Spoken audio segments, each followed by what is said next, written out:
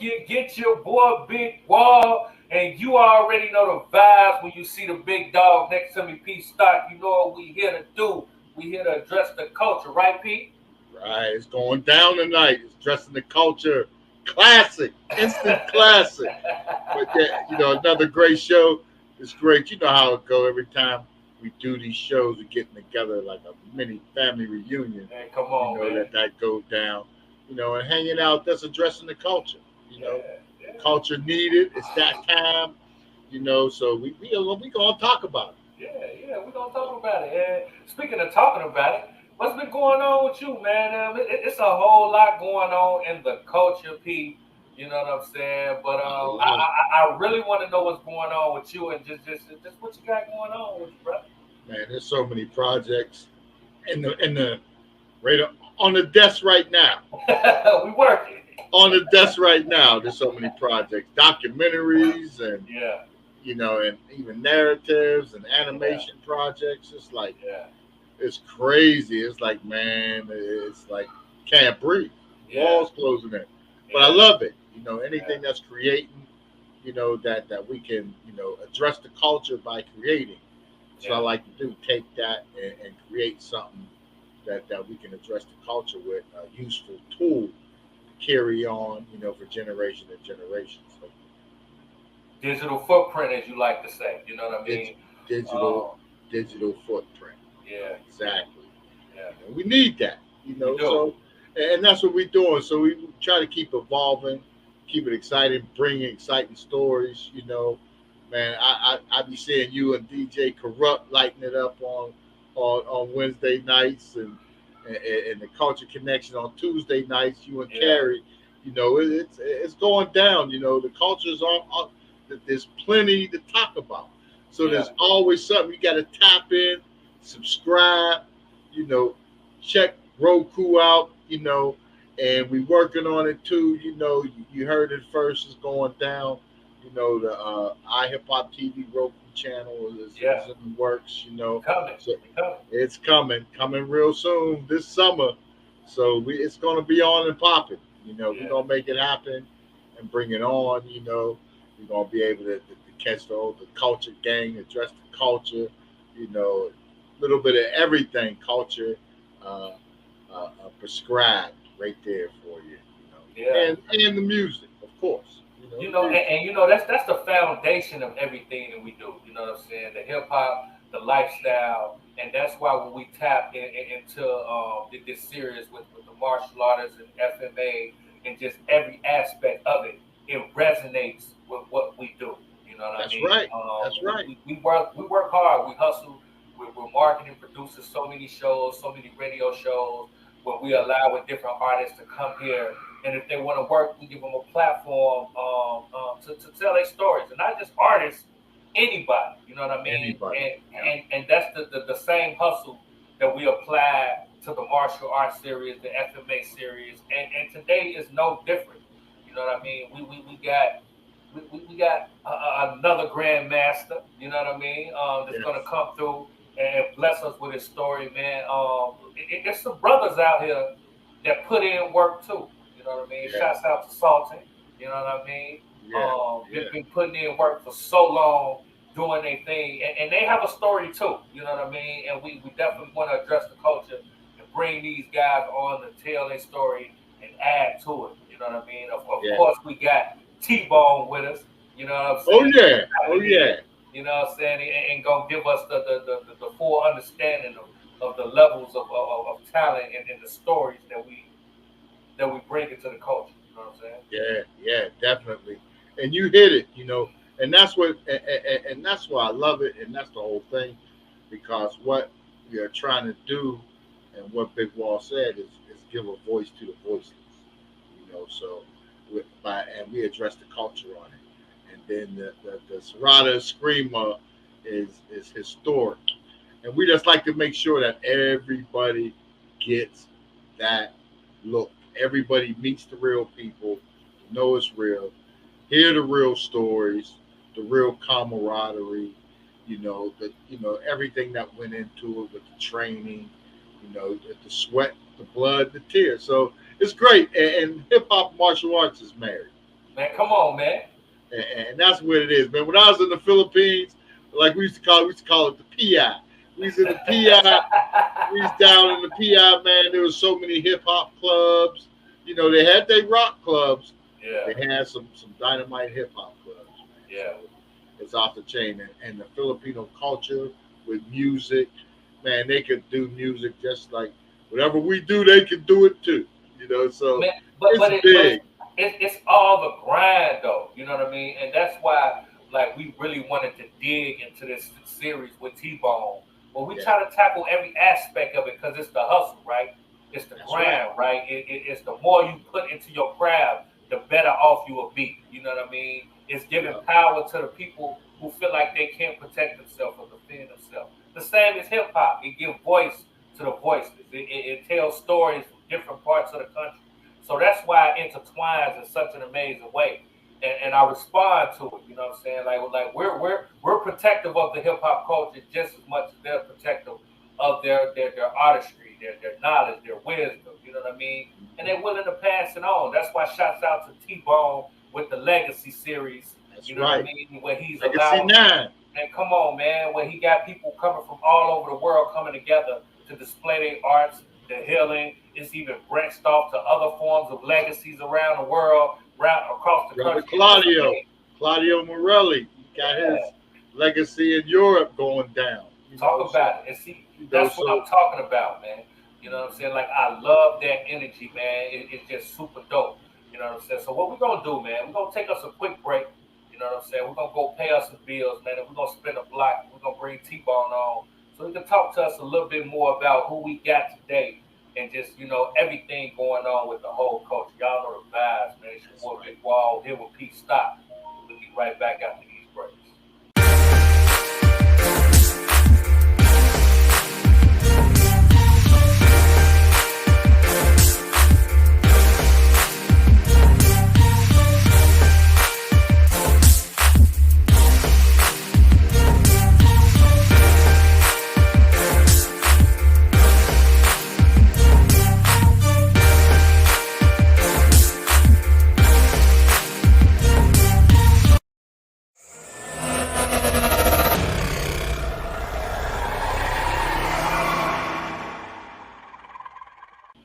What's T-Bone going in on with the you, house. T-Bone? Fellas. P Star, Tone Big Wall Capone. Yeah. Today, very special day. We got the fourth master under the late Grandmaster Angel Cabales, Master Jared Preciado, coming on board the show. You know, what y'all got to understand, it was June 28th, 1991, after the late Grandmaster Angel Cabales passed away. It was Master Jerry that gave me a phone call and said, "Hey, Darren," I said, "What's up, dude? Let's open up a day at Gone Leaves, man." So, man, that sounds pretty good, you know? I said, let's do it. Rest is history, bro. Rest is history. And, Yeah, when you come from that academy, we all built a brotherhood, a camaraderie, and you missed it. Once your GM's gone, we all missed it. It is a part of everybody's life. It's what we did, you know, whether it was practice, honing our skills, demonstrations and Stockton, or fair, seminars they would do. We were there. We were very young men at that time too. Very young men. But that's some of the funnest times of your life, being a soldier under somebody like the late Grandmaster Angel Cabales. The kind of energy that man had was huge. That was just huge. And when you look at the kind of students that were attracted to the late Grandmaster Angel Cabales, you had a lot of warriors right there, people with past martial arts experience, but we all seen something in him, and he bring it to a level that we didn't know, even though we had so much experience in other arts. That man showed you something, man, that hooked you, Say, hey, this art is so fast, so lethal, and to have the honor to train under him, And then the camaraderie we built amongst each other as Angel students, the pride we took, doing what we did, representing our GM Angel, it was a huge part of all of our lives. But yes, we got Master Jerry Preciado, the 12th Master under the late Grandmaster Angel Cabales, and he's also co-founder of Angel Disciple Stockton. This is over 31 years ago, man. And, sometimes work takes us away. It could be a swing shift job or what have you, but Master Jerry, he was always there to support everything we did. He showed up to the tournaments, arbitrate, judge, referee. We just do our thing, man. So, brother for life right here. Master Jerry Preciado, brother for life. But also understand this. Brother Sultan Uddin and Master Jerry Preciado, they were training partners, demo partners, and yeah, man, these cats, they got down. They got down back in the day, man. So, it's a beautiful show right now, full of memories, After Angel died, Angel's Disciples, all we did was compete in tournaments at that time, other than train our fighters to be successful. And we went hunting where all the best fighters are, and we wanted our student skills against all the best out there. So, you grow as you get older, but back in the day, bro, it was all about bringing the best fighters we had against the best available fighters out there in the circuit. You know what I'm saying? Sometimes that don't carry well over good. Sometimes people can hate you for being successful. And we didn't care, man. We just wanted to prove so I could scream how lethal it was in the full contact setting. And so, the good thing about it is, as you see time go by, a lot of the competitive schools, we became good friends, if not brothers. And they even come on board the Legacy series. Some of them have been on the Legacy series since day one. So, where you once only looked at competitive, we also did build some camaraderie, And I think that comes with age, getting older, and looking at things in a different perspective. Instead of just being Serrata, we opened up a platform for all Filipino martial arts. And I believe that was one of the most significant things that Angel's Disciples could do. To create a platform for all FMA. And that way we could all stand side by side like brothers and represent honoring the Grand Masters of FMA. So, looking back 30 plus years ago, young soldiers, and then looking at things today, times have changed in that perspective, but I don't regret the beginning because that's pretty much what made it. I mean, that's how you get to where you are. You got to start from somewhere. Yeah. But speaking of you not regretting the change of the past. I love that, and the more and more I learn about Angel, I'm more and more impressed how he looked beyond color, right? You know what I mean? Because I'm pretty sure during his time, it was frowned upon. You know what I mean? To teach certain people or give knowledge and understanding to certain people based off of their color, their race, their status, you know what I'm saying, man, woman. It was so many different fractions. And what I'm learning about Angel, he didn't allow that to dictate who he gave the knowledge to and the wisdom. Why do you think that was so important for him to be so willing to give everybody the knowledge who was willing to learn? Looking at Master Jerry Preciado, what a lot of people don't realize is he grew up since a little kid with the late Grandmaster Angel Cabales' son, Johnny Cabales. You got to understand, Master Jerry Preciado's brother Billy married Angel's daughter. Okay, and Angel's oldest son married his sister Jackie. So you talk about, you Wow. know, Wow, yeah. yeah, the family was together and Absolutely. understand who Master Jerry Preciado is. And I think Yeah. from the outside looking in, I don't think too many people know about that. Yeah. How close he was with the late Grandmaster Angel Cabales. He was like a Yeah. nephew of his, right? Absolutely. Best Yeah. friend with his son Johnny. Family all the way. Yeah.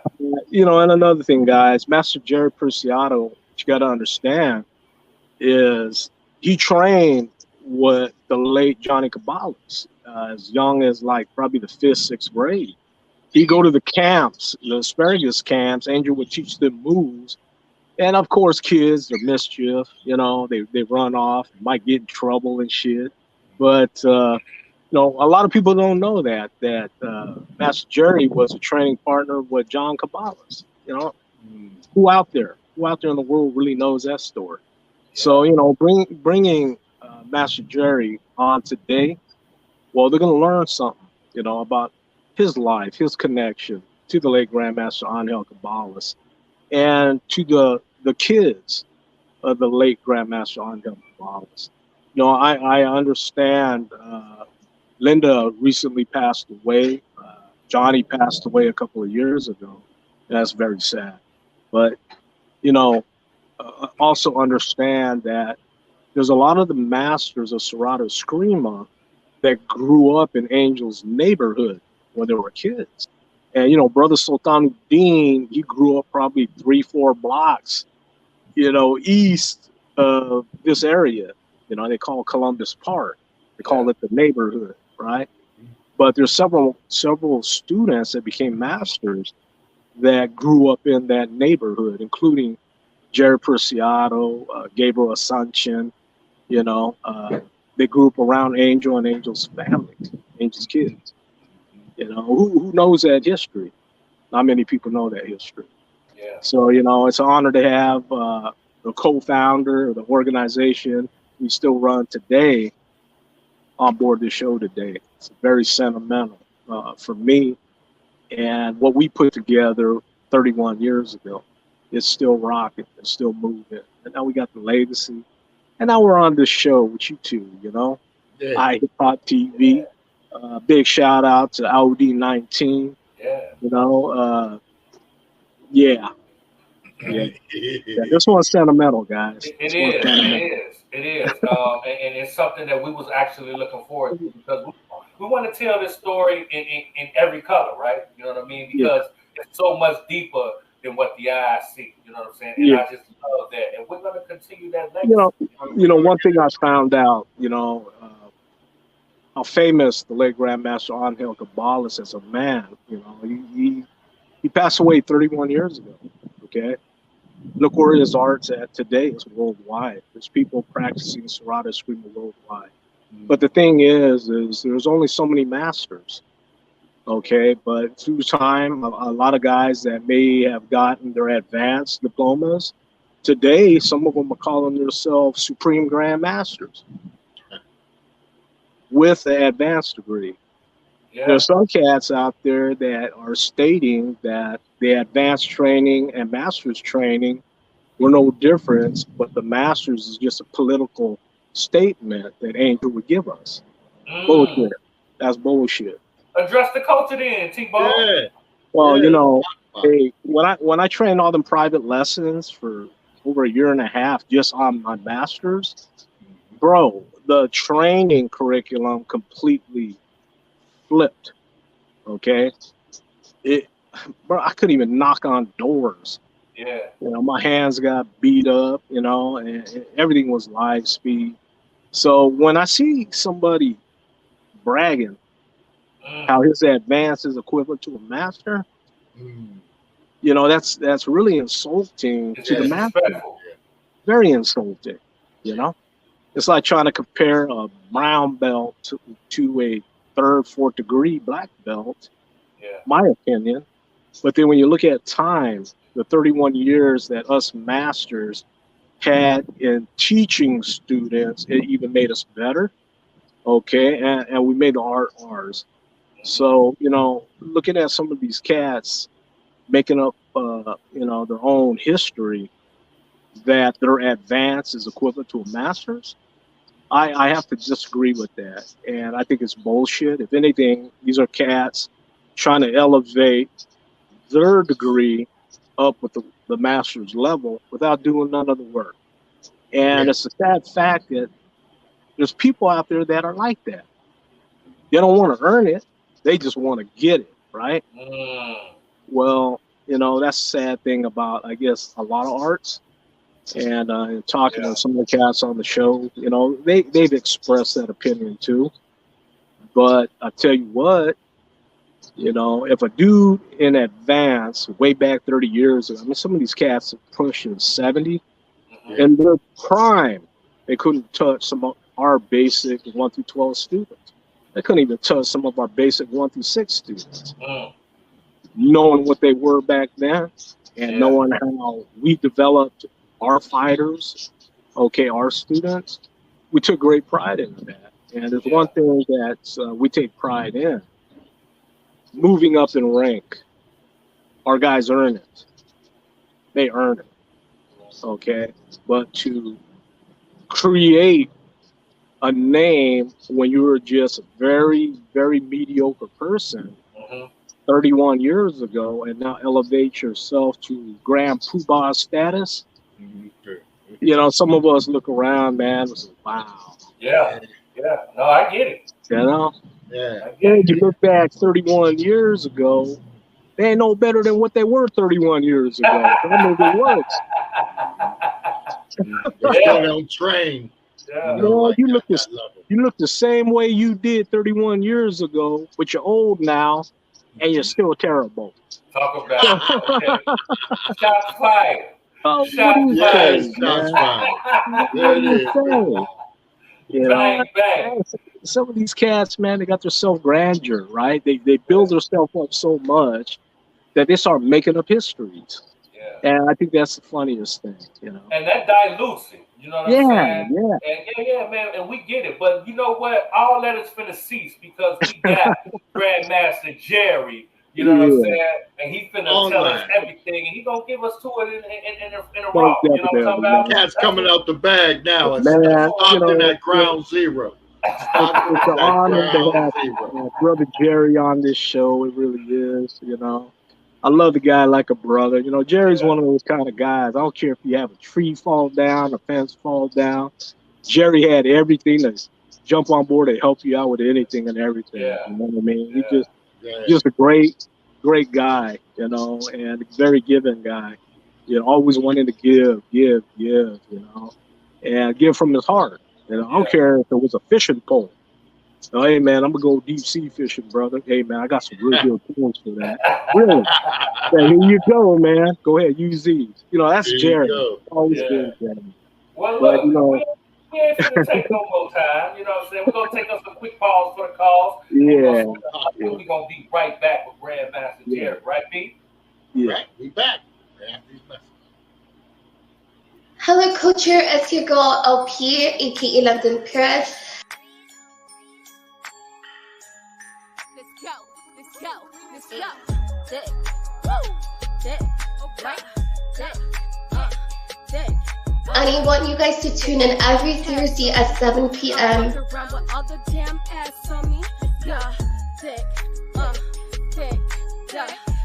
Are you tuned in with the culture? As soul, come holler at your girl London Perez. Every Thursday at 7 p.m. I would love to share your story with the world right here on Address the Culture.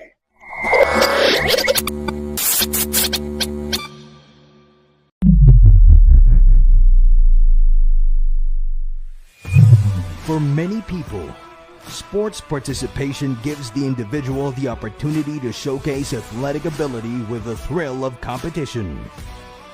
The martial arts has given millions of people a platform to learn discipline and embrace the culture where the art originates from.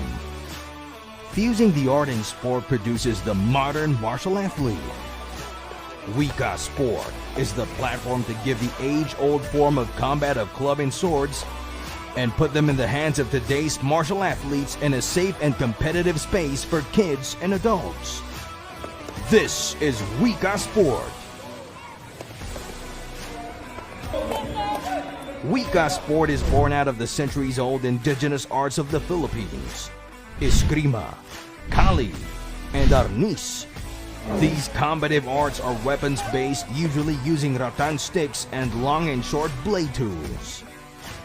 The martial athlete who wields these are fast, with categories of point and continuous weapon sparring to display the athlete's speed, timing, accuracy, and power versus an opponent.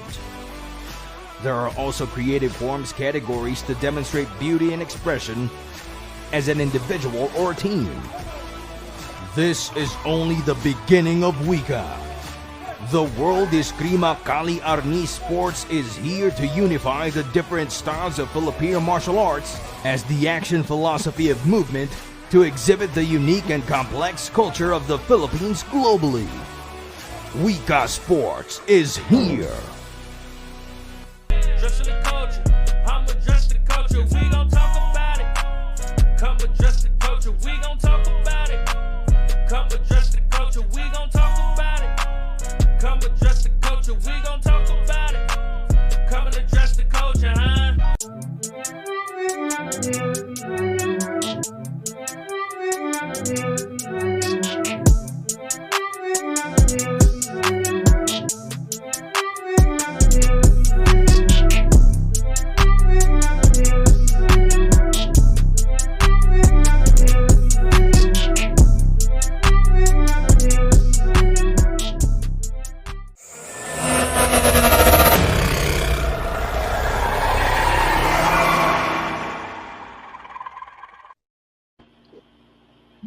What's going on? What's going on?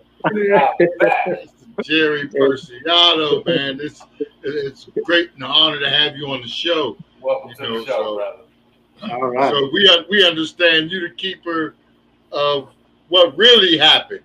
Yeah. I think the stuff that I have would actually disappoint a lot of people. And it's because back then, going way back, sixth grade. Sixth grade, I think, was when I was actually introduced into Eskrima. I had Angel came over to my mom's house and did a demonstration in the front room, on the living room. And we had hardwood floors back then, you know, and we didn't have no carpet, nothing. But he got down and he hit the sticks were hitting the floor and making sounds. It was almost like a dance, you know, and he was moving around and boy, it was really interesting. And so he came and he said, my mom said, well, you know, what do you charge to train like that so he could do that? And he said, for you, he says, nothing. He said, just come and train. So I was thinking, okay, you know, that's all right, you know, but not knowing what I was really getting into, it was going to be a different lifestyle altogether. Later on, as time went, Johnny, Angel's son, he would come up to my grammar school, and Johnny was pretty tough. But Johnny would tell me, hey, he says, see that kid over there? And I'd say, yeah. He says, go over there and hit that kid. And so I'd go over there and smack the kid upside the head, and I'd get in trouble, and Johnny'd laugh, and next day he'd be back to the fence again. See that kid over there? Go hit that kid. You know? So I was happy to be able to get to junior high school, but pretty soon as time went. Yeah, like Darren mentioned, I think I have a really close ties because Linda, and which is Angel's daughter, was married to my brother, and they had one daughter.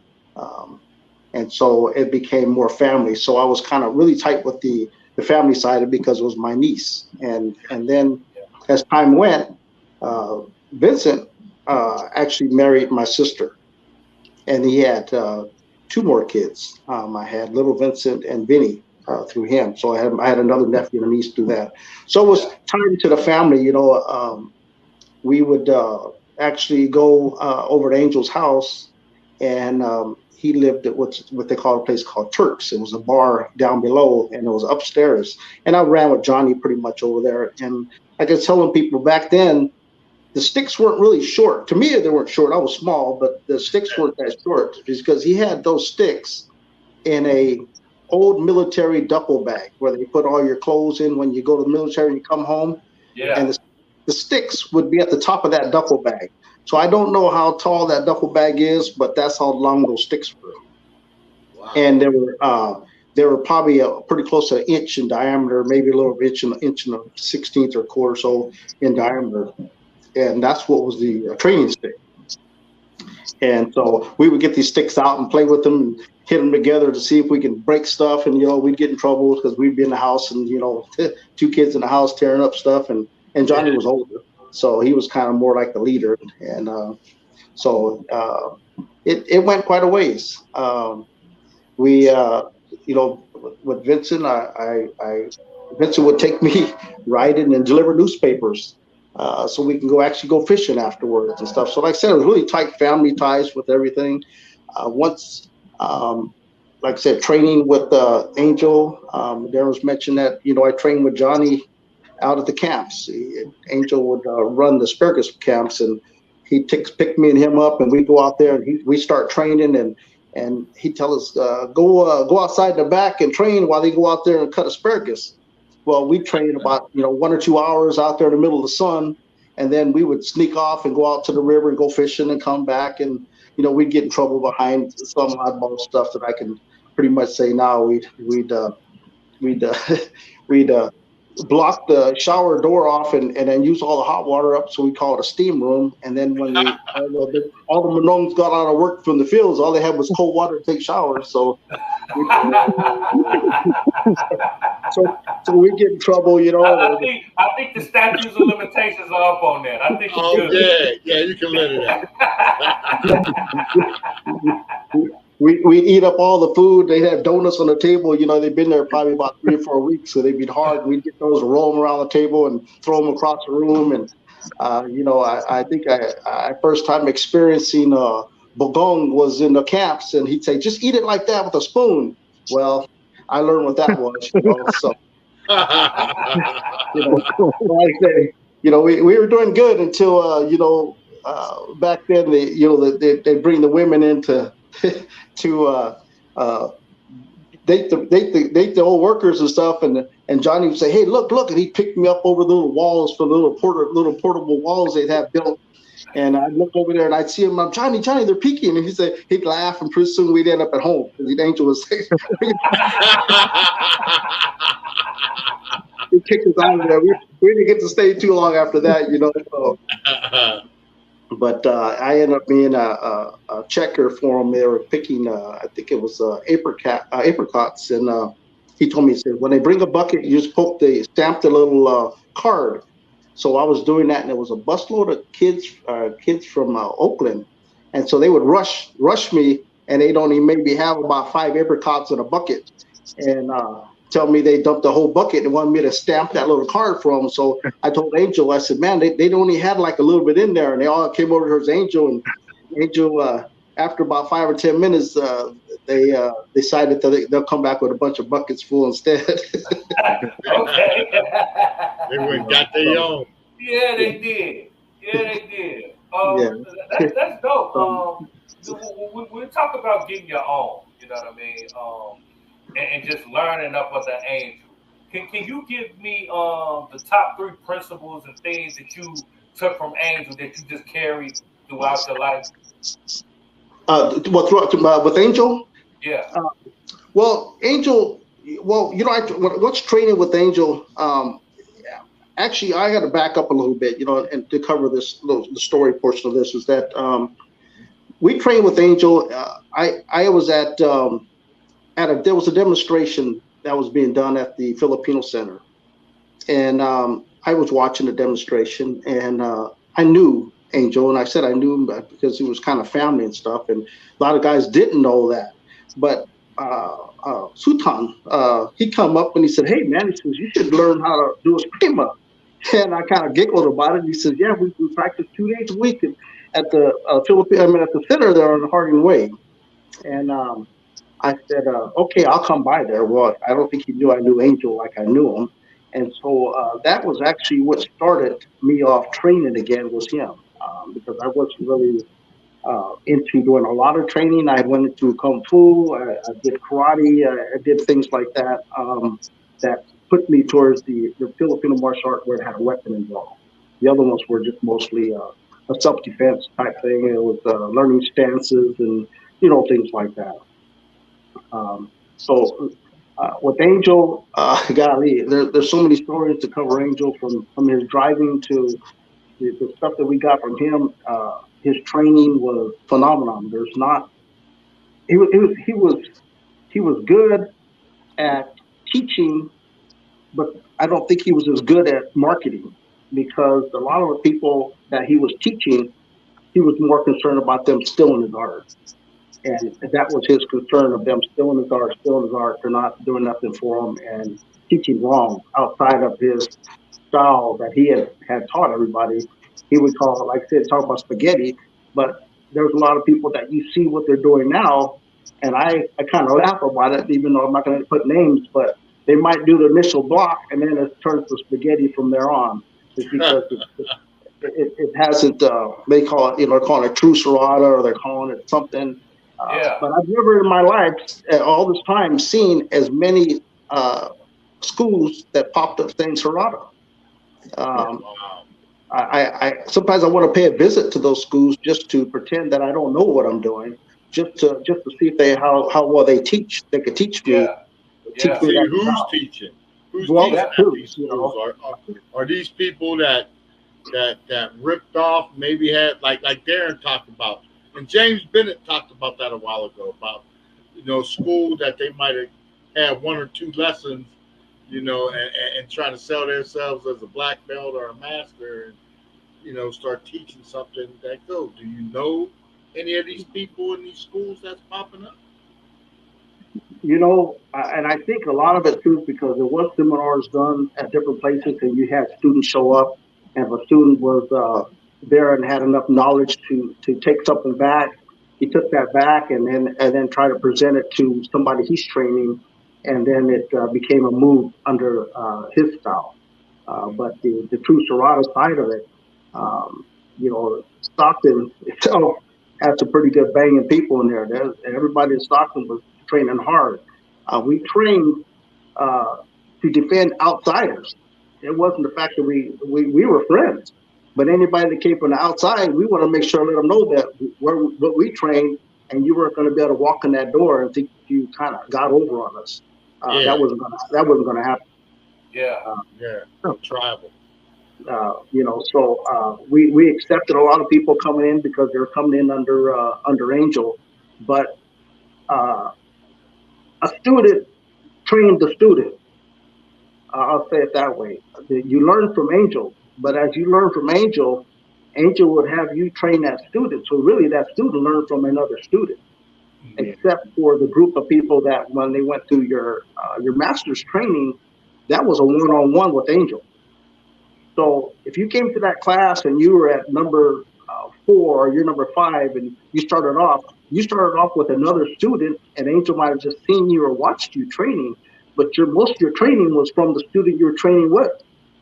Until you got to your master's training, then you went to Angel's house and we started training under his master's training. And I was telling Darren, I said, man, he would, I would drink hot soda and dry potato chips because that's all.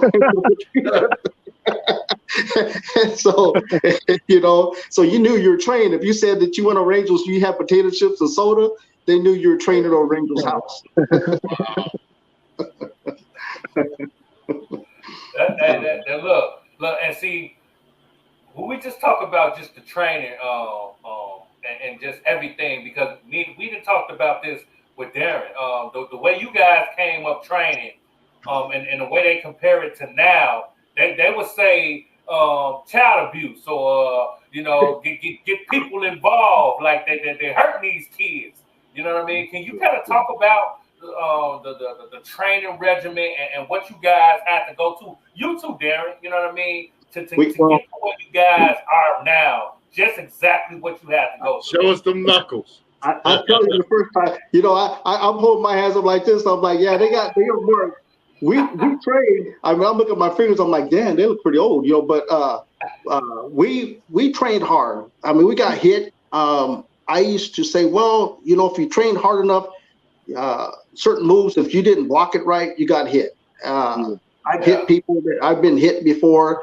You know, you had people instructing you say, no, you're not doing it hard enough. Do it harder.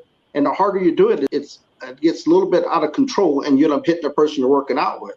And it wasn't the fact that I think I've been hit more times teaching someone than actually learning my own self. It's because you're giving them the benefit of doubt that they're going to be able to control that weapon coming around, and they would actually hit you sometimes. So, you know, but if you did the block wrong, you got your hand hit.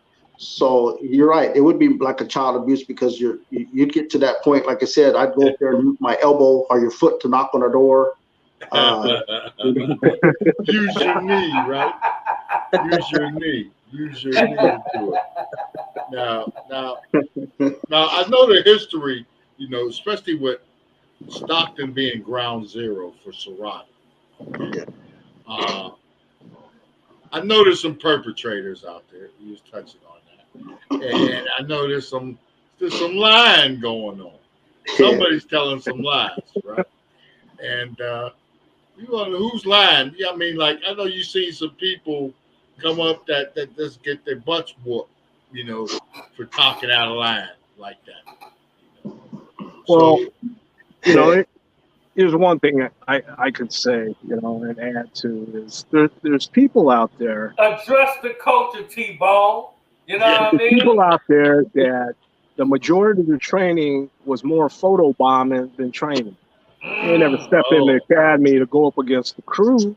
Yeah. They just want to photo bomb and film, okay, and then train off of what they filmed. But they never went to the big house to train amongst all the Angel students. Yeah. And all these years later, you know, I even see a guy, and let's call him the Barge, okay? I'll call him the Barge. The Barge wannabe. Which one, Chico? You know, say his name. Say his name, T-Bone. When you look at the late Grandmaster Angel Cabales, and you look at how early that he was issuing master's diplomas, okay, it goes back to his first ones were like in the 70s, 76. There's a dude out there that's claiming if it wasn't for him, Angel would never be recognized as a Grandmaster. But when you read the certificates the late Grandmaster Angel Cabales issued, it says Panganon, the Supreme Master. Now, is Grandmaster and Supreme Master that different that somebody would think by labeling GM that's all credit to me? That's bullshit. Yeah. Okay, I look at that as bullshit. So evidently, maybe this guy ain't even looking at his advanced degree to see what Angel's title is versus his title, is what I'm saying. But it just goes to show you when you have a man like the late Grandmaster Angel Cabales, his reputation, his whole life, there's people that try to capitalize it in ways to elevate themselves than anything other than elevating the art itself. People want to attach to the art just to elevate. But are they really doing something good? Show you his impact on the culture. Because how long has he passed? What, 31 years? 31 years. Yeah. And people are still gravitating to what he brought to the culture just to get some light on their names. They're trying to call it other stuff. Yeah. And, you know, there's even some guys out there, you know, me, the time I spent with Master Jerry, Master Sultan Dean, a couple of the other masters, Master Gabe Asuncion, Master Frank Royanis. For me, the time with them was sacred. It was like a sacred ground. Because if we went to any events and we're all together, we paired up with each other in demonstrations. Yeah. You know, like brother Jerry Preciado and Udine. They were training partners, they were demo partners, and I paired up with other guys too. That was a sacred time. And then you got 31 years later, guys that did minimal training But photobomb, they love photobombing. They really never got down with who was in the crew. Okay, but 31 years later, they act like they went through that bullshit. They didn't go through. Yeah, yeah, They they didn't didn't. go through that kind of thing. Right. Talk that shit, T-Ball. Yeah, this is address the culture. Look, that's what we Address the gotta culture. do. We don't want no smoke, but we ain't ducking none neither. That's what That's we right. do. You know what I Yeah. mean? So Right. address the culture. You know, Go ahead. Facts are facts.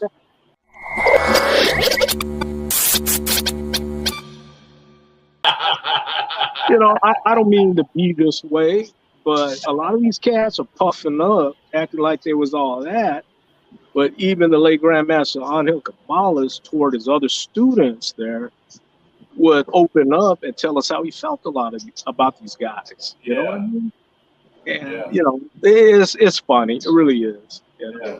I don't like really bringing up the past. But it's When me and Jerry, Master Jerry, opened up in '91, I like to look at that history till today because you know I put our heart and soul into that, and I like to look at it in that perspective. But you know, when you look at a lot of the demonstrations, when you look at a lot of the demonstrations that Master Jerry had filmed and a lot of these demonstrations, you're going to see certain people. But, you know, going back to like, from what I understand, 81 to 83, there's cats out there pushing hard that never came back after 81 or 83. They either owed money to Angel, they never finished their training, or something like that popped up. But the old man would let a lot of us know about these certain individuals, you know. Yeah, that guy who owed me $750. I'm gonna try to get him to fix my Ventura. Well, when Angel died, that Ventura got towed away and never got fixed. Wow. But yet the dude that was supposed to fix it, you know, he's super can't get right today. The biggest mouth out there, right? And sometimes the biggest mouths out there, they're the worst in character. Yeah. And you know, I'm saying this because I've been watching it for years. Yeah. And I see how they try to position themselves. And I think it's disgusting, to be honest with you. And some of these cats I challenge. Hey, full contact, hard impact, helmet only. Let's do this. It's because I knew what a rotten piece of shit he was, but how he tries to express himself today, it's a joke. And talking with, you know, brothers like Udine and Master Preciado, because we knew where they were and where they weren't, especially up to the old man's death. So, you know, the people I came up with in that time, that's the people I honor. I always honor them. But the photobombing dudes that really weren't serious about their training or never got better from 30 years ago, them cats, I feel for them. I really do. But my heart can't reach them, okay? Because ain't nothing come for free, bro. You got to work for it. You got to earn it. Yeah. And there's too many people trying to capitalize on the art in that perspective. Yeah, there's some good guys out there. Yeah, there is. But there's some rotten people out there too. So, you know, it's trying to differentiate the good, the bad, how much the art has changed. Okay. And that's one of the reasons why I did my video series. You know, I created that standard for my students, my chapters, my organization, so they'd have a reference. But a lot of these cats out there, man, they're doing stuff that I know for a fact Angel never taught. Never taught. It goes against its principles. And they act like they're all that. You could just watch them and you can see it. So, you know, I'm just glad. First of all, I'm still alive. You know, I'm getting up in age. And I could talk about it to other masters that I still talk to. And create the legacy the Master right Jerry's way. one of those guys. Make that legacy go, Jerry, being the 12th, because it was under my understanding that Angel, he wanted 12 grandmasters, right? Yes. And some says maybe a little bit more. So you being a 12th, can we kind of talk about that? Are you the last? And also, how do you feel about what Darren said about people, you know, not adding to the legacy in the right way? how Angel wanted it. Just your viewpoint on the whole, the culture of things. Well, before we get to the 12th master, what Darren said is a lot of it's true. The school was originally, I'm going to go back a little bit. When we opened the school up, it was the owner of Mr. Lee, Gong Lee. He would ask me. I'd go there and I'd eat, but I didn't work for him. I worked on his house, the hall. I worked on a couple places for him. And his thing was he seen me at the restaurant and he said, "Hey," he says, "I don't see you at the hall anymore." Because after Angel passed away, I started training with helping Vincent out to train students from there. Me and him kind of bumped heads a little bit. I finally walked away and left over a certain kind of move that he was trying to show me that was wrong. But I tried to tell him I can show him a video footage of his dad doing it that way. And his theory was, well, my dad was copying Jimmy Tacosa, and that's why he did it that way. And my thoughts were, your dad never copied anybody. So he didn't really understand that the way he was trying to tell me was based on a different numbers. So you had different numbers for different moves. So when it came down to the training side of it, like I said, a lot of the guys didn't train or didn't learn all of it because they were gone. When we opened that school up, Mr. Lee offered that school to me on a Sunday. When I contacted Darren, that school was going to be open up to all his previous masters and instructors and whoever wanted to come and train. They wouldn't have had to pay anything because the price that I was getting that hall for was really nothing. It was unbelievable price of how low it was that anybody could have trained there, and that's what it was. Well, we did have some former students show up, but there were masters, and they just kind of faded away. So looking at number 12, I was happy to be number 12 because that's what I was requesting from Angel, because I've been around it for so long. I said, well, I don't want a diploma earlier. I want number 12 since it was going to be the last other diplomas. Yeah. And so right as that came up, Angel had gotten sick, and he would still come to the class, and we were kind of running the class while he was sick. He needed the money. And so I think it went to 17, but those after the 12 weren't training nowhere near the amount of time that we had been there to get to that, just for that number 12. Right. There's no way. They got the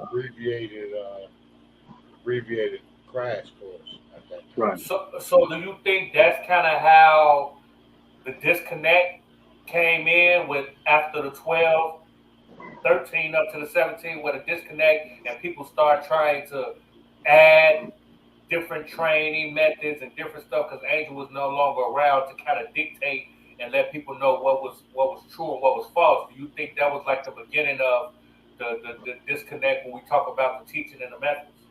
I think when it got to the 12, when Angel started putting out those last of the diplomas, there was no way they could have the training that they had. The last portion prior to Angel, before he was sick, he actually came in and introduced us to two more styles of the Preciado system that he had. And his speech was, "I don't need it anymore. I don't need these styles anymore, so I'm going to show you guys." He used them to protect himself against his students. If he had any student that went on try to get over on him, he had more styles that he had to offer.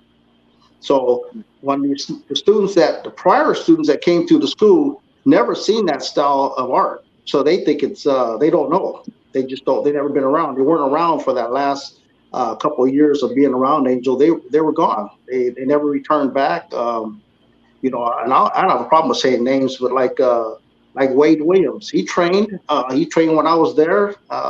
He got his master's degree. He called Stockton Record up, and they came and took pictures of him, and he was happy he got his master's degree. And I think from there he never came back. Wow. Frank, is he still in Stockton? I think he is. I haven't. I could look at a video footage of him and watch him training. I have video footage of almost every person that trained for the whole time I was there. I have video footage of every one of those members training in the classroom with Angel there. And it's funny is I could actually play it back and watch the guy training that is saying that he's the grand poobah now, and you're looking at his training, and there's no way that he could. And who was that? Yeah, who was that? You just said you don't mind saying names. You know what I'm saying? I'd say I have video footage of every master that came through Angel, except the first maybe six. But the masters that during that time period, I do have video footage. I have footage. I even have it of Darren. I have it of Carlito. I have it of Wade. I have it of Frank, Tuta. I have all this video footage of all these guys training, and it's you can see the difference in the progress and the training methods that everybody took compared to the ones that trained and then disappeared and never came back. There's no way that I have a question, a Stockton question regarding the training. Wasn't Anasanto, ain't he from Stockton too? He lived in Stockton as well and trained. So how did that dynamic work with Serrata, Screamer, and then you had Anasanto in Stockton as well? I think when you get into that, the difference is we were straight Serrata and Screamer under the late Grandmaster Angel Cabales. When you look at a Sifu Dan and a Santo, he accumulated vast amounts of arts and made it his. Okay. So, in watching him, you could probably pick up the Serrata and Screamer he's doing, but a lot of the other stuff in Kali, it might look slightly different. Okay. Because he's the kind of guy that he hit every top Eskrima Grandmaster that came here from the Philippines, and he hosted them and got extensive training with them. So, in watching Sifu Dan, through time, you've seen a little bit of Serrata at what he does, but a lot of the other stuff wasn't really recognizable to a guy like me, He really took off in a different system. Different direction. Because Sifu Dan, he's the one that introduced nunchucks to Bruce Lee, right? Yes. Yeah. So you see, he really got into so many different martial arts throughout his time and accessibility to so many different people. As for me, I stayed straight Serrata and Eskrima. Okay, straight Serrata and Eskrima.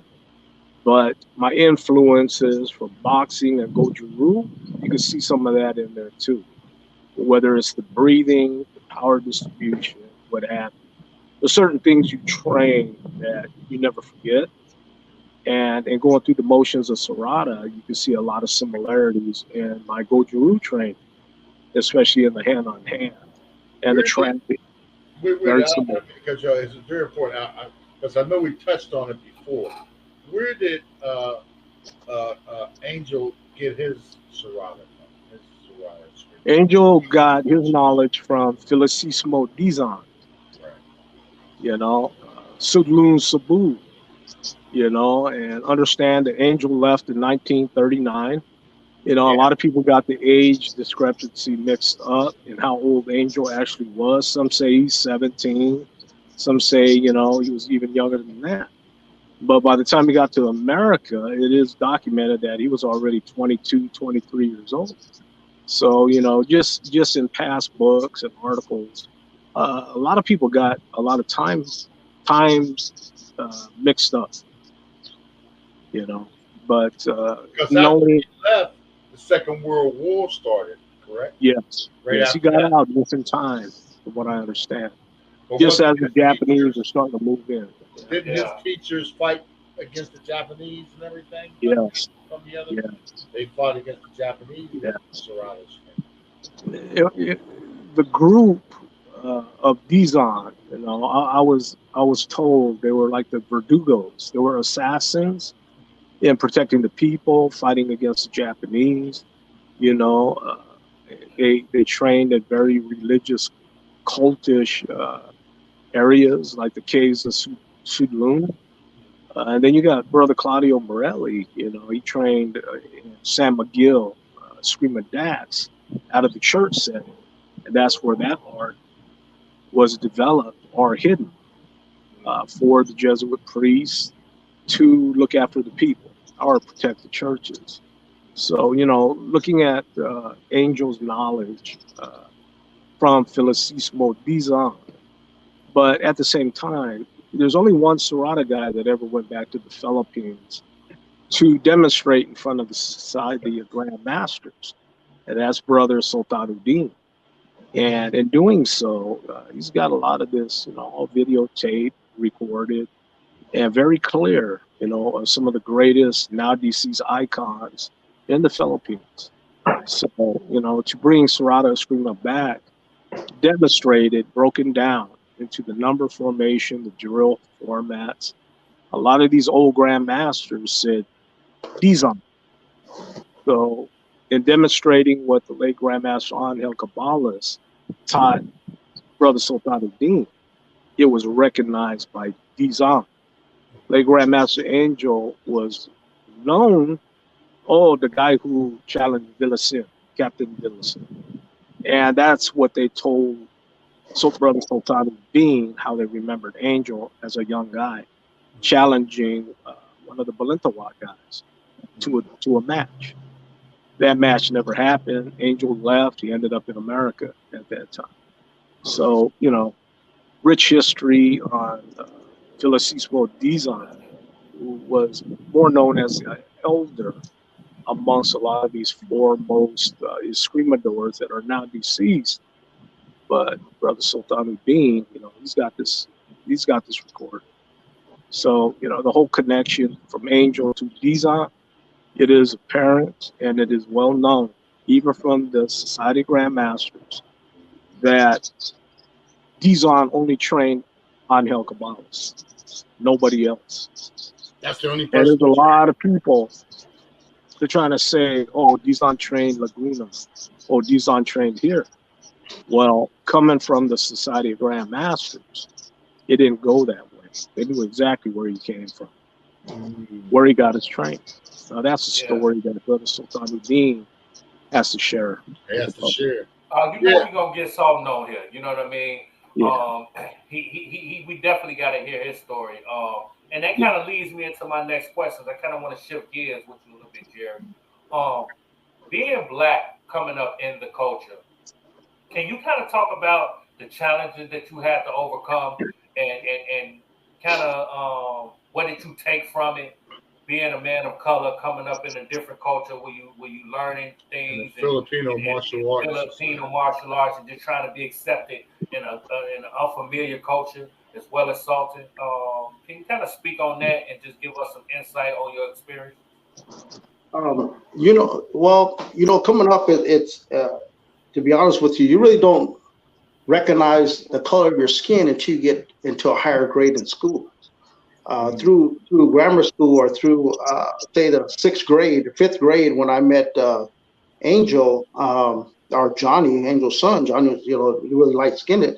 I have 5 brothers myself, so I was kind of in a sense protected. I had brothers. I was the baby of the family, and I had John, that was Angel's son, and I ran with John, and Johnny would take me everywhere, and he'd run across.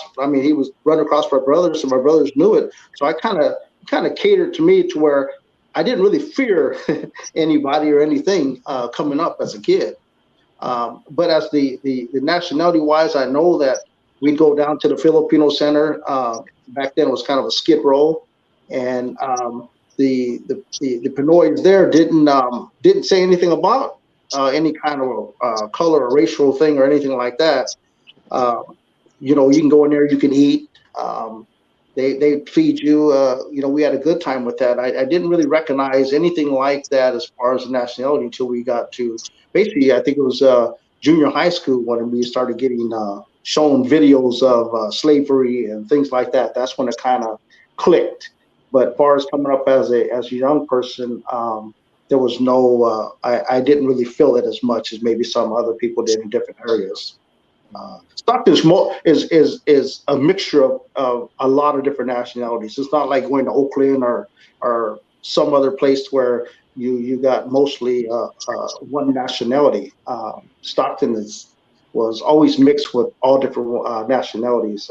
It's the melting pot. I did. I mean, I did run across where we got in trouble where it would just be me, but it would be me and Johnny, or Angel's son, Johnny. And we were I'd be on the handlebars of a bike or something, and he'd be riding downtown, and the guys would cuss him out because he's on the sidewalk. Maybe because I was on the handlebars, but it never came back that way. But we'd always come out ahead by the time we left. So, you know, we didn't have any issues with that after a while. But once it clicked, because I know you said once you got a little older in age and you clicked, and you kind of realized the differences, you know, based off of color. How did that affect you and just your training and just everything as far as trying to learn the culture? You know, my training coming up, basically, like I said, training in the karate, I trained in the kung fu. I didn't understand what they were saying in the kung fu classes. I just would follow instructions. They were all Chinese or Japanese, and they accepted you as long as you were training. You didn't hear anything negative from that. Yeah. Karate was similar to the same thing. There was nothing strange about that. But when it came to training, say, going through school, I had more problems in high school, and I had the training, somewhat of a training background. I probably didn't have to fight that much. I do recall a few fights, being, you know, get suspended type things. But other than that, I really didn't have to fight as much. And it might have been because at the time the schools were already pretty much segregated, where we had a mixture of people in all different schools. Yeah. So Stockton, like Stockton. So you think of Stockton, California. It's like they say Richmond. It was pretty rough, you know. So Stockton, Richmond, those type of cities. And you said y'all trained like tribal to defend from anybody outside. Did you have a lot of like neighboring cities to come in and try to, like, you know, I don't know, take over, roust, or bully? It would basically, when we were training for that, it would be anybody. It didn't matter what color they were that came into the class that wanted to bang. Ass whipping. It's gonna be an ass whipping if you come in wrong. That's right. We were never looking at color. We were like, look, we're gonna let you get off on me in my own classroom. I know that much. You know? Yeah, I don't care if you green and blue. Blue, yeah. It's work. Yeah. You know? And that's good. You know, it sounds like Stockton's a melting pot. You know, a representation of a lot of different nationalities. You know, and that's where it's at. There's a lot of Pacific Island nationalities. Right. I know that there was times, you know, if you went to a different side of town, that you might run into a couple issues over there, but it didn't have nothing to do with the training side of, like, I trained harder to defend myself against another nationality. That was never a point. The training side of it was more of a competition to myself, because you trained to you know, that you weren't going to be basically touched. And so it didn't really wasn't based on any other person as far as a color of skin. It was just because it didn't matter who they were. If they was going to come and challenge you, you just have to deal with it. I wasn't a big heavy set guy, you know. I was tall and thin, so I knew my speed would be fine. Yeah. That's what's up, man. What about today? Are you still in Stockton as well today? I'm still in Stockton. I'm still training. I still train people. I still work out. I just don't make the noise or get out there. You know, the Angel's Disciples, that was a big push, and it was and I caused that, and I really did tell. I mean, I told Johnny when the last time I seen him, we pretty much I had to let him know what I was doing and what I actually caused by the school, because I took the full responsibility of creating that the friction, and he kind of acknowledged it. He knew what I was talking about, and it was mainly because the friction. Yeah. Well, when I say friction, is that when Angel was in a hospital, and he was, you know, pretty much ready to pass away, and I know that I was in the room with them, and I know Darren showed up to see Angel, and they wouldn't let him in the room. They kind of kept it a hush and just said, no, he can't come inside the room. But I knew the friction between kind of Darren and Vincent because just from knowing both sides of hearing both sides of the stories back and forth. So when that Mr. Lee offered me that school, I had already bumped heads with Vincent, and I knew that by having a school or creating any kind of friction, if Darren was involved with it, there was going to be the art will never die. The Serrata would be around forever, because I knew that Vincent alone wasn't going to do it. And if you cause any kind of a competition, usually that will last longer than it would be if there's no competition. Right. So Darren would have been the first person I called, because I knew there was already going to be enough friction right there to cause the school to last years and years behind that. I didn't know it was going to go way beyond that point, but it was a start that nobody really understood what was really going on, because we started this off. And so that was kind of why our training, the new students coming in when we had the school, was mainly to prove a point to all other schools that Angel style was going to be dominant out of everything. Yeah, that's dope, man. I love the energy, man. Before you get up out of here, man, I like to ask everybody that comes on, what do you want your legacy to be? You know what I mean? When it's all said and done, we talk about just the culture and everything you learn from the late great Angel Cabales and everything you've added personally to the culture, man. What you want your legacy to be, and what you want people to take from you and what you contributed to the culture? Well, first of all, I can't take all the credit on it. I can say what I want it to be, but at the same time, it's what the art wanted to be. And the only thing I can go by is what Angel wanted it to be, because Angel wanted to be known all over the world, and he wanted it to be to prove to everybody that his art was better than a lot of people were trying to make it like theirs were better. And you don't hear that too much, where somebody says my style is better than your style, because you can have, just like a boxer can box and be a professional and be the number one and get knocked out. So it doesn't make that style bad. It just mainly means that he had a bad day. He just slipped up. He missed a hit. In Serrata, if you went to the weapon style, and I noticed it, that people fight with sticks, but when Angel was really talking about using a blade, and you whip a blade out and you say, come on, you could see how many people will back off. A lot of them will change their minds.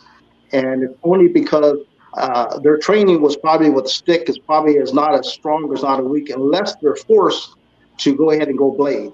And there's a lot of people that won't do that. Like I said, I came up in the bad side of things with the sun. I wouldn't have no problem with doing that, whipping out a blade just to see. But at the same time, it would be because of what ran through my system, my bloodline was pretty radical.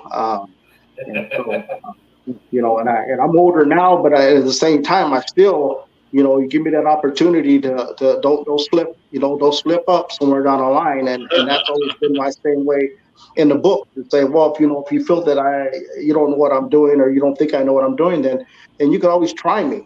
But don't let it twist it. Don't get it twisted. Don't slip up a little bit, because you could get cut too. I like it. Guys, the energy of Angel's disciples, what we're trying to do is hold on to what the late Grandmaster Angel Cabales had shared with us, his views, his feelings, and that experience right there is what drove Angel's disciples to have that kind of push in his honor. No fear whatsoever. We'll take it to anybody, and that was back then. But I think in offering opportunity for all FMA, it's developed into a really, really beautiful opportunity for FMA. So looking back on what me and Master Jerry Preciado started off, it was bad intentions. We'll say that, we'll say that. It was also proving a point to a dude that was making up history. And there's still a lot of guys out there trying to make up history. And that's why, we can kick back and watch and we smile about it. But, their day will come. Karma will catch them. You know what I'm saying?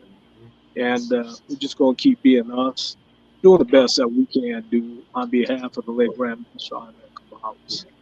And that's pretty much where I'm at. But if anybody hates me out there, I'm open. Contact me. We'll get down. We'll get down. It's still low like that. It's still get down. Get down. We ain't ducking no smoke. No smoke. A couple shows ago, I said, hey, is T-Bone still able to walk? Is he in a wheelchair yet? Oh, yeah. I remember that. Oh, he is? Oh, okay. I'm going to fight him now. Yeah. We've been, how many tournaments did we throw with an opportunity to challenge? Man, it was a lot. We went to a lot of tournaments. We went to tournaments everywhere. We'd jump in the car, go down there, we'd come out, and you see some people would actually just kind of say, "Oh, I'm not fighting. You guys fighting? No, we're not fighting today." But like I said, now that it's a lot of time has passed. Years has passed. But I think a lot of the old timers now realize that there's more to it than banging each other. You can actually meet together. We and Darren went all the way down to San Diego, I think. We went there to see what was going to happen, what kind of fighting they were going to do. But there was another student from another school from Stockton, and we were backing him, even though he wasn't Serrata. But we were actually clapping for him. We had his back. If they would have jumped on him, most likely we would have probably helped him out because he was from Stockton. But like I said, now it's when you see it, and the only thing is that trying to get everybody to, you can't stop them from doing the training that they're out there trying to teach people. But maybe that open eyes to people that actually are out there and being told certain stories that aren't true. And the only way you're going to find out is go visit some other schools, go visit some other teachers, and see what they have to offer. And then if they don't believe what's being said, like I said, I have a lot of video footage, and I said before, I can hold this up and show you years and years of pictures of everybody training too, And if they say they weren't, if they say that I don't have video footage or pictures, just let me know. You got the law. You got tournament footage and all that stuff, like wow. So you got some ass whipping. And this goes back. I'm going to say something like this. This goes back. Look, that's Jumar right there, right? Yeah. 2 years old. About 2 years old. Who's that? That's Angel's youngest son. Yeah. Oh. Yeah, when you watch volume 1, 2, 3, 4, 5, 6, that's Angel's son and my son, Chad. Oh, okay. Yeah, and volume 1, 2, 3. Hiding behind the chair, So, like I said, it goes way back. All these pictures that I have, and of other people training. There's more people training in there, and then, like I said, the video footage is. If there is a lot of video footage, I have never. Released the video footage because of all the controversy of everything going on. It's just kind of been like in a state keepings of, and I don't think I'd ever put it out because what was been accomplished has been accomplished. To be honest, there's pictures of Angel doing moves where nobody's just showing us moves because Angel would. During the class, and a lot of people don't know that, and we don't talk about it too much, is that we would have a little break, and Angel would give us history, give us a kind of a history class on where he's been, what led to this, what students was he would tell us the students not to trust, and everybody that attended those little breaks between class had a chance to hear Angel telling us stories. Some of that stuff was filmed. And so, like I said, when you start talking about students not coming back and that they think that we're talking bad about them, a lot of it came from Angel himself telling us during our little breaks we had, and it was amongst more than one person being there. Yeah. So that's why. Look. One thing you can't run from and you can't deny: film and pictures. You know what I'm talking about? You can't deny it. You know what I'm saying? It's out there. Look at that. Look at that. Yeah, look at Mark Wiley, Frank, yeah. So these guys, like I said, I could go on and on with pictures with everybody. A lot of them don't even have the pictures. Yeah. So it just goes on. Like I said, there's a lot of it. And hopefully that maybe one day, if I'm long gone, maybe my thumb will turn around one day, slip up, and go, "Look what I found!" And all the videos you put out in the open, and the video footage and everything. You do a nice catalog. Now in Stockton, do they have an Angel Cabales or a Serrano Scream a day in the Filipino community? Is there something that they do? I believe they put him in a museum. Angel and his uniform photos are in a museum here, and I'm glad that exists. But I strongly believe the legacy and honor of the late Grandmaster Angel Cabales and where it has gone today, I think he'd be very proud. I really do. Absolutely. Yeah. And that footage that you got, man, you need to turn it into a little documentary, man. It is a lot. If I did that, it would be hours and hours of video footage, not just one videotape. There's probably 15 videotapes of even his last seminar. And I did make copies of some of those tapes and to give some. I think Darren had maybe a couple, and there's some scattered here and there that they also have copies of that stuff. But like I said, some of it probably will never surface because it's beyond that point already to go back 30 years ago to show anybody training or, maybe the demonstrations we did would be worth seeing. But you compare 30 years ago, what you did then to 30 years now, it's a big difference. But, something you notice, bro, so many people are trying to live off the past of that time to elevate themselves. It's funny. It's funny. Well, what have you created in 30 years? That's another story. So I think that a lot of guys are out there struggling to live off the past, to live off of old memories. They're so busy trying to live off of old memories and photos that they have not done nothing current. And I think that's one of the biggest problems that we're faced with today in how people write about the late Grandmaster Angel Cabales. It's a time period that when you hear people talk and then you kind of like talk amongst us, hey man, did that happen? No, it didn't happen. Okay. Well, you see this picture right here, Darren? Oh yeah, the picnic. That's a 25-year picnic. Yeah. Oh, okay. Yeah, I think more than that happened during that picnic, but I'm not going to say. Okay. That's when Fufu got smacked. Okay. Yeah. Fufu. Fufu. You said who got smacked? Fufu. What's his name? What's his real name? Fufu. It's Fufu.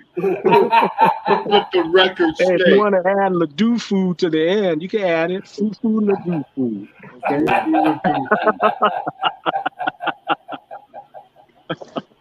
Oh man, I love it, man. Master Jerry, man, we want to thank you for coming through, giving us your energy, man. We're gonna have to spin a block, man, because it sounds like we got some more layers to peel black, man. So we're gonna bring you back on the show, man, and dig a lot more deeper into the whole culture, man, because we love your energy, we love your story, man. You bring pictures too. And I could, it's funny, look at some of these pictures, and I was looking at it and I was thinking, and not to say anything negative or not like this, but I'm looking at a picture of Carlito, a picture of him when he was just on crutches. He's standing on crutches, one crutch, taking a picture. Yeah, that's the Wiley photo shoot, bro. That's the Wiley photo shoot. Yeah. So there's so many. Like I said, there's so many in there. That I said I know how to make these pictures. I can retake these pictures without even taking them off the car to make them look like they just been taken today, and then maybe did that. But I didn't want to do. Gabriella trained with y'all too for a while, right? Yeah, Gabriella Casillas, yeah. Yes, and well, it was. And I'm gonna say something. This was actually Vincent came to the class. I think I think we were at his house, at Angel's house. I think he popped up, came up right here. That was then. I can't remember where that was at. I wouldn't even know where that was at. But she came to Angel's house. We were training at Angel's house. Corselia. She came there and we were doing. I think our Angel called us over to train because she came in, and I can't remember who else was there. Darren was there. I think there was a few other people who were training, and we were sitting in Angel's front room, and she was going to show Darren a move. And when you start trying to show somebody a move, that's when you know that you have to be on your best of everything, because they're going to try to make you look bad. So when somebody says, "Let me show you something," you knew right there that it's time. That the moves are going to change right now. It's time to tighten up a little bit and kind of square off the right way. So because you don't want to get showed something, because that means that they're going to try to hit you, or they're going to try to get over on you. Absolutely. And she tried a couple things real quick, and Darren caught her at the same time, and she sat down quietly and said, she says, "Man," she says, "Man, I never dealt with anything like that before, And when we were over there elbowing each other, giggling and stuff, But her show me something didn't really work when she went to go do it. And she got shown something. She got shown something. If it would have been somebody else, she might have got over on him, But I think when Darren heard that, "Let me show you something," he was kind of ready for her, And I said Darren knew what time it was. We did the commercial and some pictures of us doing the video footage. I think we were doing that commercial for Angel. Angel would call us and just tell us to come and do something, and we would just show up. If it was something, if he wanted to do a demonstration somewhere, he'd call up and say, just come, and we'd get there. We already knew what the assignment was going to be when you got there. Only thing he would tell us, either go fast or go slow, because he didn't want them. If he seen video cameras going, he'd tell you go fast enough to where it wouldn't catch in the video camera. Yeah. And they couldn't slow them down fast enough because they couldn't see the moves. And so everybody was able to control their speeds and make it look good for him from all the demonstrations we did from the Filipino Center. We did them in Oak Park. We did them in, I think, San Francisco, the square over there or something. School, Berkeley. Everywhere. He'd just say, "Come on." And when Angel would walk in the room, you're talking about Angel making jokes. He would walk in there and he'd say, "Come right here, stand right here." And he'd go, "Click, click, click, click, click." He says, see, they're taking my picture. Click, click, click. He would laugh about it. So. And look like you got so many memories, man. And look, we're going to have to bring you back, man, so we can see all of them, maybe get some footage of the videos. To play to our audience, man, because the more we get in tune with the culture, man, the better. You know what I mean? Because you got to know about it. Some of the old masters, I don't know if I can get that clear. Yeah, Coalition Tournament, yeah. Yeah. They Grandmasters, Leah Jerome, and Gilbertino in that one. Man, look at that. You know what I mean? So much stuff. So much, man. So much stuff. A lot of history. Lot of history, man. And we want to thank you for coming through, sharing it with us, man. We really do, man. Is it anything you want to leave our audience with before we let you get on up out of here, brother? It is tonight. What was that again? Any parting words for the night? No, I'm just happy that you guys are, that you're reaching out, or the studio is reaching out to past master. I say past master, to grandmasters and masters of the art. I didn't try to become a grandmaster. I have different thoughts on it at the same time, but only because if you carry the art for so many years, I think then yes, you should be a grandmaster. But if you're just overnight and you're a master, and that's all you did, then that's all you are. You can't appoint yourself as grandmaster. But now if you don't appoint yourself, your students and your team will appoint you to become grandmaster. That's how I look at it as a grandmaster. Darren stepped up and he kept this art going for whatever amount of years, long time, and he would be recognized as a grandmaster. Some of these guys that I train with are seen training and stuff, and I'm like, wow, they're grandmasters. I don't buy it. I feel that a grandmaster can't be really hit. To me, that's just the way I came up. Is that I look at Angel being a grandmaster, and I'm like, okay, I'm gonna try. Can I try to hit him? And see how he reacts to it. And that's kind of how I look at it. And we're going back at a younger, not saying that when a person has to get old first so you can hit him and then you can prove a point to yourself. But as a person in their prime, being where they were and in their skills, you didn't do it then. So in a sense, don't try to do it when they get older, 70 years old. And they say, I beat that grandmaster up and he's 70 years old. Right. Because I feel then is when the grandmaster says, okay, there's my student right there. Go ahead and fight my student, see where you're at.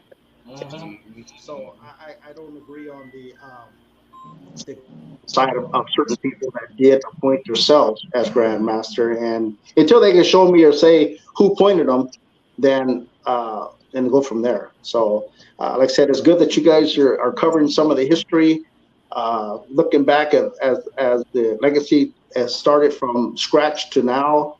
It's changed so much more, and it's more respectful compared to what it was when I came through. So like I said, it's good that you're doing something now and it's recognized. Okay. Yeah. Thank you, man, brother. We appreciate it, and we're gonna continue the legacy going. Shouts out to T-Bone Legacy 9 coming up. You know what I mean? And we're gonna keep that going. Come on, man. Speaking up quick, And then again, we got to talk old talk. It kind of I push your mindset back 30 years ago. 30 years ago, we was young men. There's been a lot of growth since then. But that doesn't mean that there's guys out there that don't piss you off. You know what I mean? Making up histories and everything else. And I think that's the saddest thing that a lot of us, that still talk today.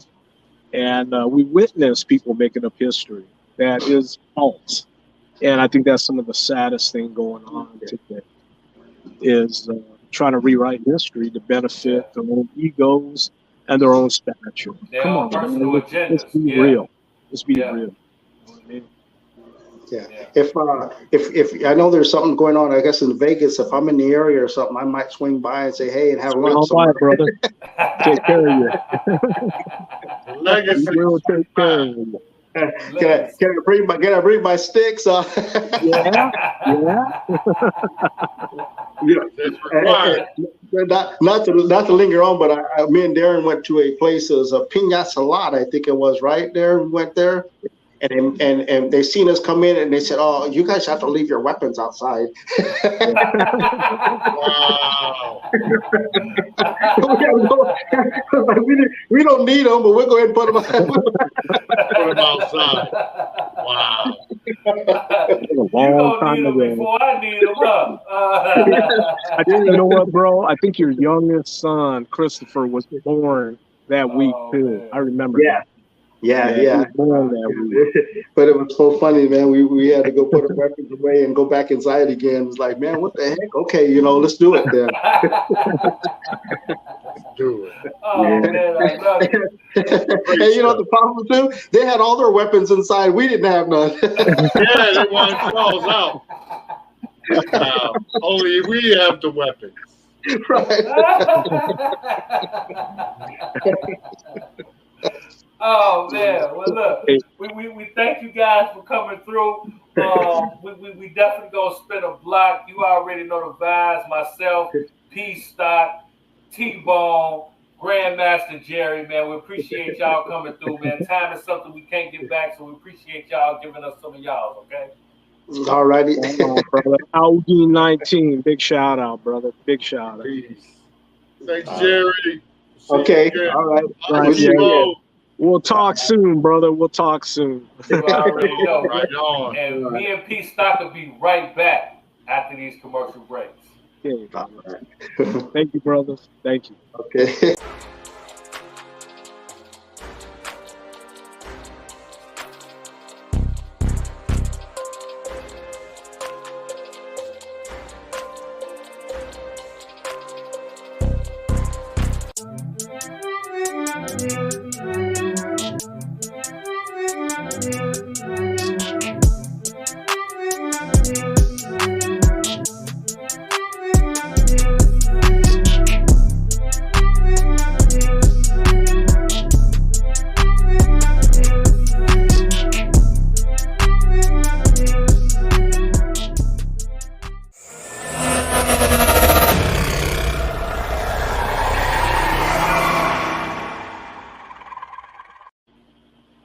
You already know the vibes. We are back.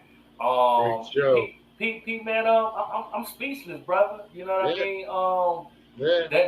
That kind of is what you call a little straightening. You know what I'm saying? A little straight. Get some straightening out here in these streets. Yeah. You know what I'm talking about? A little I straight. love the energy, man, when you come through with your facts, your receipts, you know what I'm talking about, your film, Yeah. your footage, and you got knowledgeable people who was there and was recording it and know exactly what's going on with the culture, because we want to give it to you in 3D, in the raw. Yeah. We want you to know exclusively what happened and how it transpired, so the culture can elevate. And this show tonight represented that in such an amazing fashion. It just got me loving the culture even more, and we're going to continue to dive into it.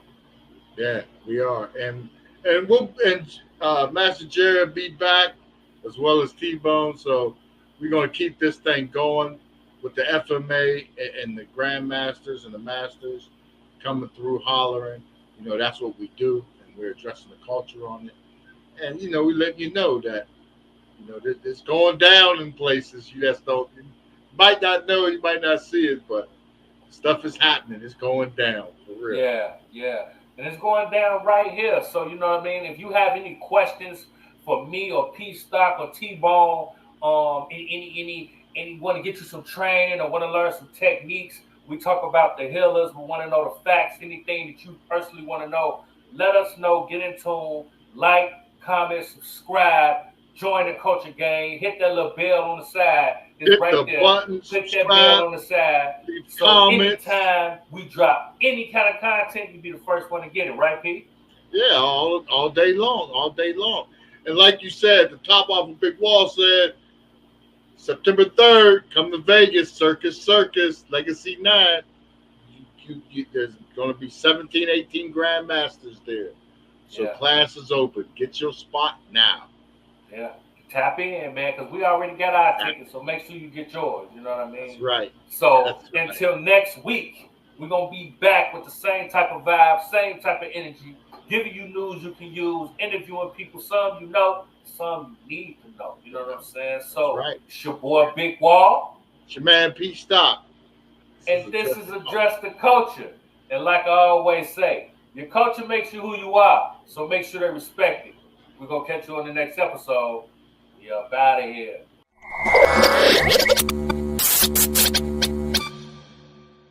Hi, I'm Ron Van Cleef. This is my book, The Hanged Man. I was lynched by the Ku Klux Klan in 1963 in Kingston, North Carolina. This is my story. Grandmaster Ron Van Cleef in the house. Welcome to Address the Culture, sir. I mean, Thank you so much. It's an honor to Welcome. privilege one of your teachers, Master Moses Powell. My first teacher. Have you met Stephen Muhammad? Oh, Steve Muhammad beat me one time. He beat me at the International Championship in Long Beach, California, at Parker's Tournament. Wow. But he and I went to Panama together maybe 4 or 5 years ago. I said, do you remember when you beat me at the international? He said, no, I don't remember. Why would you remember? He beat like 8 guys that guy in a row. He was beating guys. Wow. What a wonderful man. And even Bruce told me, he's the fastest hands he's ever seen. Bruce started training me in Jeet Kune Do and Wing Chun. He's the one that introduced me to Leon Tang and Seto Kwar and all these great Wing Chun masters, you know. And so Wing Chun really helped me in my 60 years of competition. It was all sex, drugs, and rock and roll. Yeah.